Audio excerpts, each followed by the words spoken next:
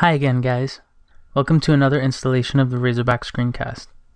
So, in this episode, I thought we would focus on these kickstands a little bit more because we have set up some realistic sort of fittings, and we've sort of imagined how this cylinder is clamped in here, but we haven't really done much to tell that story through fitting hardware to the components. So I'm gonna see if we can fit some additional bolts and sort of make these components seem a little bit more mature. Let's start off by selecting this component right here and sort of look at how the geometry flows. So there's a couple edge loops in particular that I'm focusing on, and it's these two. These sort of intersect the cylinder almost halfway, and in the case where they don't, I want to try to make it so that they do. Let's see, I can probably say axis. It seems to be, there we go. So we have one side of this that sort of dips down a little bit, and I want to get rid of that. So I'm just going to slide that up until it's sort of linear. And I can select all of this and just roughly scale it down to 0, just to make sure that that it's roughly flat. Now I'm using a normal coordinate system here, so it may not be completely accurate, but it's the best we've got right now. So if we go back to the shaded view, we can sort of see that this one up here bisects the cylinder pretty much halfway. This one down here, not so much. We may want to sort of rotate around this component until we can get a good perspective and see if we can make it line up. Oh, it does look like it actually lines up with the geometry of the cylinder itself, so maybe it's just an optical illusion. Let's leave it like that for now. So we have this seam sort of set up for us, because anywhere that we have an edge, it can be really easily split like that. And then we can remove that material and it looks like a clamp. But before we do that, we need to have somewhere for a bolt to go. So I sort of envision 4 bolts, 2 bolts for each clamp. And in order to make a surface for those bolts to live in, we need to pull the geometry here out a little bit more. So I'm going to select these 4 faces right above the region where we want to work on. I'm also going to remove this orange material because it seems to be getting in our way a little bit. Okay, so now that we have these 4 faces, we can sort of extrude them out a little bit. So I can just press D for the extrude key, and I don't really care which direction they go in right now. I'm just trying to make sure that they go out the right amount. So something like that is what I'm thinking of. And then the next step is to make sure they're kind of flat. So there's a couple different ways we can do that, but I'm just gonna select the edges and try to do it just by looking. And we can sort of imagine that that's flat. So we've just sort of pulled it down so that relative to this area right here, the base of the object, I just kind of want them to be parallel. Kind of like that. And once we have those, we basically have a space where a bolt can fit in. If I did want to scale these out a little bit more, I can probably select a pair of them. No, I think that's fine. So once we have that, we now have this lip under each one that we need to get rid of. So the easiest way to get rid of those is actually just to select those polygons and delete them, I think. Oh, looks like we have some extra geometry because I had create caps turned on. So we need to make sure to go in there and remove those. We'll do it on the other side as well. So now I just want to get this edge to come down and meet the base. So what we can do is just select those two edges, and we use the stitch and sew tool, and we just drag one to the other. Well, maybe to improve the geometry flow a little bit, we'll use the bridge tool instead. So we can create some new geometry going from this edge down to that one. We just do the same thing over here. Now let's work on this side. Now remember, I had the extrude tool in the wrong mode, so there's some extra geometry in here to clean up. It's an extra face where we extruded. But again, we can just use the bridge tool in edge mode and bring that down to sort of close that up again. And then we can use the close polygon hole tool. Let's see, where is that? Here we go. And we can just click each of these to patch it up.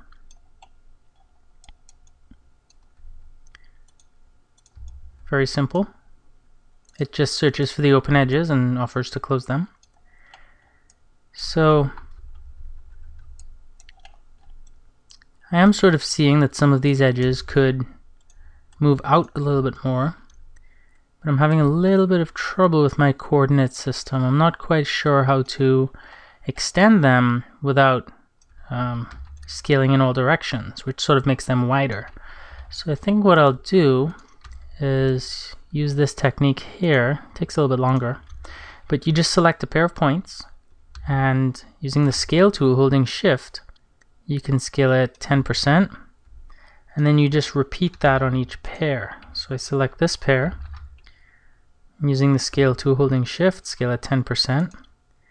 See, that way you're scaling almost along a vector instead of scaling an entire pair of edges that has dimension in more than one sort of space. Looks like I missed this hole, so I'll just close it up. So now we have sort of flanges that our bolts can go through. And the next thing we need to do is move these edges to the appropriate spot, because they are now kicking up a little bit, but we just want them to be straight relative to the edge that was in there previously. Now, we have this in normal mode, and it may work for what we want to do here. So what we can do is move it along the blue z-axis, because I think that even though the coordinate system of these selected edges is twisted, I believe the z-axis is pointing in the right direction. So let's just move that and see how it looks.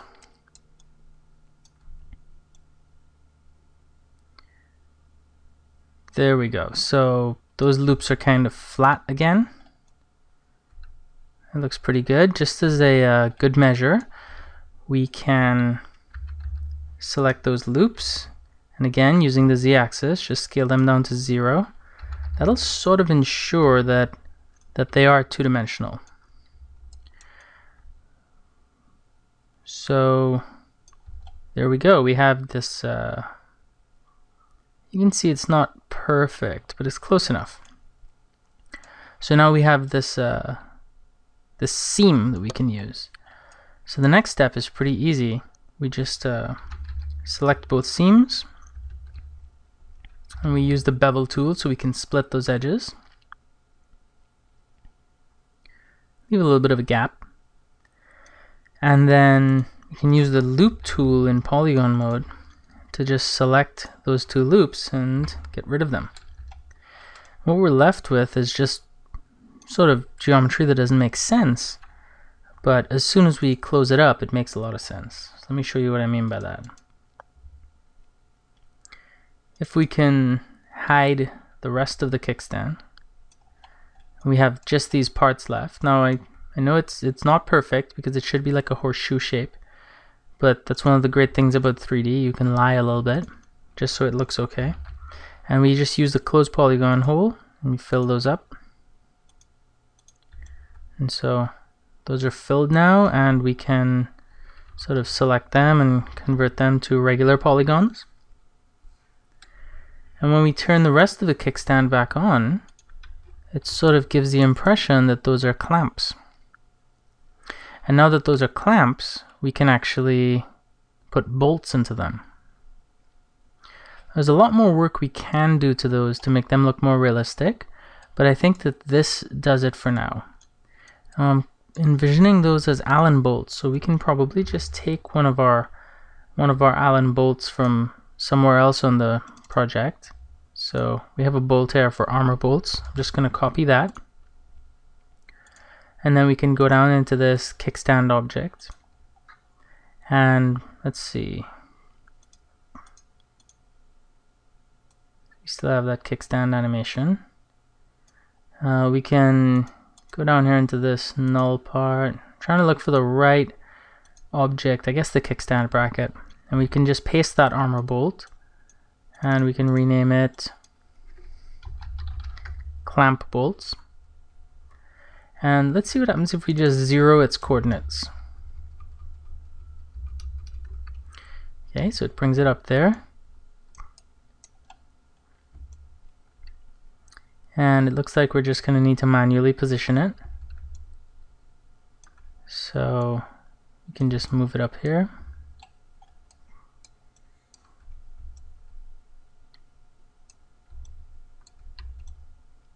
Maya actually has a really nice tool for quickly positioning an object on the surface of another one. Sort of like a one-click tool where you can have an object selected like this bolt, and then you just click a polygon and it positions it right on it. But we're going to do it the hard way in this case. So just going to sort of center it. Now the cool thing is we can actually just fake the effect a little bit by filling the hole at the bottom of this bolt, and then scaling it in. So we can just sort of do an extrude inner type of operation right there, and then just create a bolt that comes down. We can delete the cap at the end, we don't really need that. And what we're going to get is a bolt that you can even see running through like that. And so that really sort of sells the effect of these clamps. And we can just create instances for the others and copy them around. So I can just create an instance right there. I know I have it selected, so I'm just going to cut and then paste, and it'll bring it to where I need it. And you can just move it over there. Because we're not doing any surface constraints or any fancy stuff, we just have to reposition each one slightly. It's not very much work. And we can just copy them to the other side as well. So because I have the instance selected, I can just control drag and move it to the other side. And we can already see that if I were to use the let's use the constraint trick that I've been using, because it seems like that would make this a lot easier. So I'm just going to create a character tag constraint, and it's going to be a clamp constraint, and its target is going to be the kickstand bracket, and it's going to clamp to the surface, and let's just set it to 0. And let's say align Y as normal, and this will allow us to just drag it along the surface. Now because we're aligned to the normal, not the Phong normal, it's actually going to align to the geometric normal. So just to go to wireframe mode, as long as we're on this face, as you can see, it'll be at the same angle. So that means we can just sit back like this and copy this tag to the others right here, and it just sort of works. I am still using Cinema 4D R13 for this project, even though I do own a copy of R14. I just haven't moved it over. Typically when I start a project in one version of Cinema 4D, I tend to try to finish it in that same version of the software, because, you know, stuff happens, let's just say. In the past, you know, when moving between projects, maybe stuff doesn't work as well. And because this is a screencast, it would be a real shame if something went wrong with the project halfway through, because it's really your guys' project. It's not mine.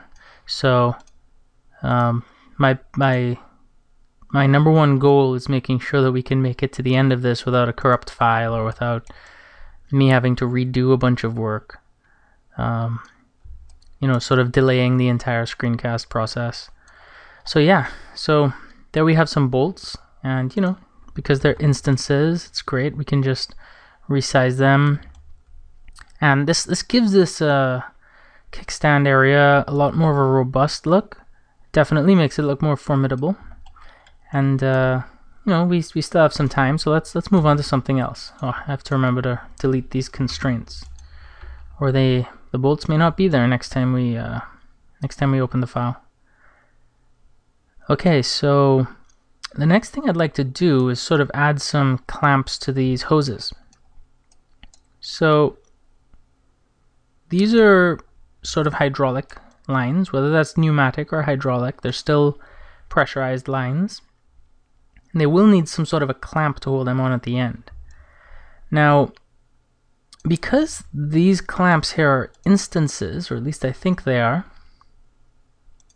it might be best to just make the hose clamp part of the fitting. So I just need to remember where I put the fitting. So it's somewhere in here. Let's see. There we go, 90-degree fitting. So this fitting has its own coordinate system, and if I model it here, it'll just magically appear on the other one, so let's do that.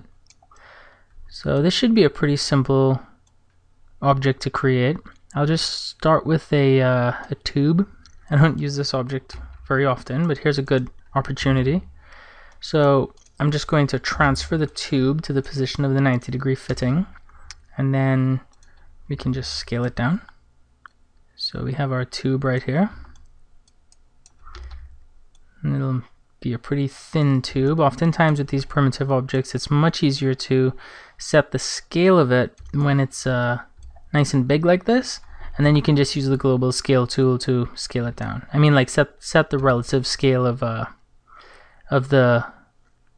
sort of properties of it. So there's way too many rotation segments. Let's take that down to 16 should be okay.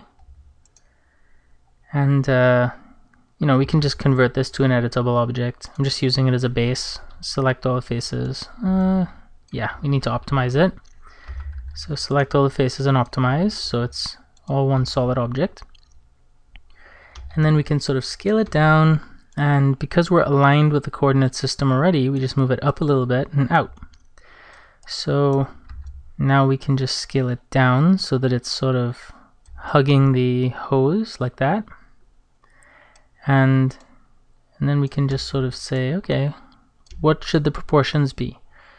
Where should it actually grab on? And I think right there is a decent spot to begin with. And it's, you know, it's perfectly aligned with the fitting. So once we have that, the next step is to create the adjustment for the fitting. So the way that's typically done, and you see how we have a little gap here? We can always just use the loop tool to select the faces on the inside, and then just use the normal move tool to move those further in or out to make sort of a thicker look for it.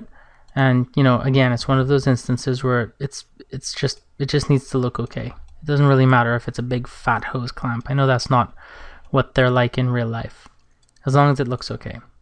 So what we do is we select a strip of polygons that we think would be long enough to house both of those sort of fitting parts that one of these hose clamps normally has. And once we have that, we can just control drag upwards. And once we sort of control drag upwards a little bit, we'll use the scale tool to flatten it out, sort of squash it. And then we can move it up a little bit more, maybe scale it on the X if we feel to. And then we extrude one more time. But this time we want to make sure it's kind of square, or at least from here to here is kind of square. So something like that should be fine.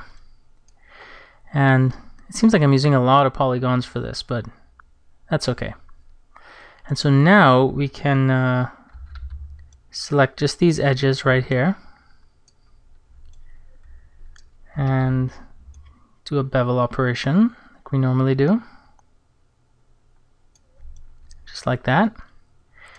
Now we get to do a knife cut with the loop mode right here in the center. Now here's a little bit of a trick.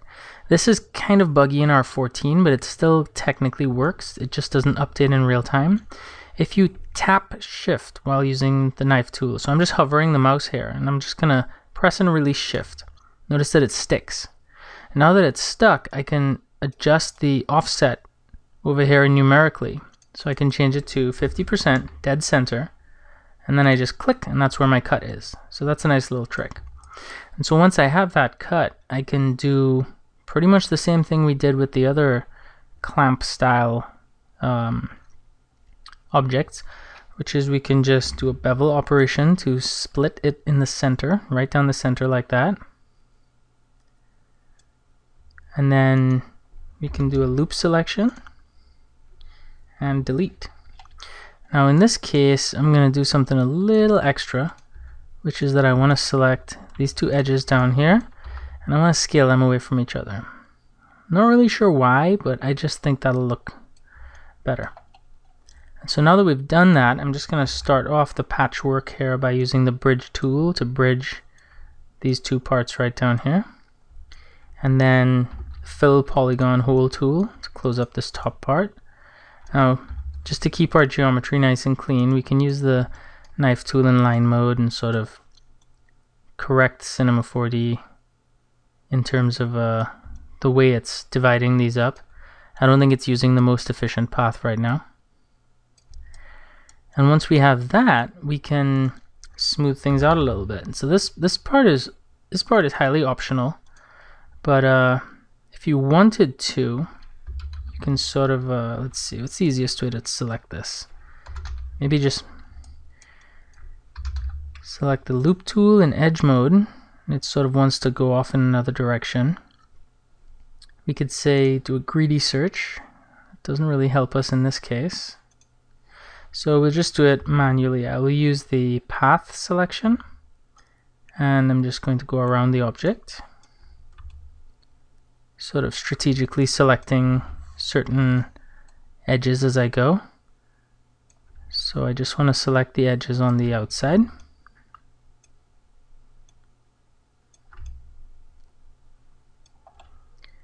So there's really no quick way to do this, I don't think. So we can go up and around and come back down. And then we can do the bevel tool just to put a little bit of a shine on the edge. And that really helps when we start texturing things later on. And whenever a bevel creates useless triangles like these right here, I like to get rid of them. They are a really good example of useless geometry, and the only reason Cinema 4D creates them is because it's a really safe bet. The software just wants to make sure that it doesn't put you in a situation that'll make your life difficult. So it creates more geometry instead of creating less. Because when it creates less, it finds itself in strange situations where it has to shoot angles out at crazy sort of mitering angles in order to just get it to look okay. So now that we have this clamp, you know, the center of it is still at the logical center of the tube, so we can still increase or decrease its size if we want, just a little bit, just to tweak it. And we can also create some random feeling by rotating it in a different direction. And if I put it as a child of the 90-degree fitting, we get one over there as well.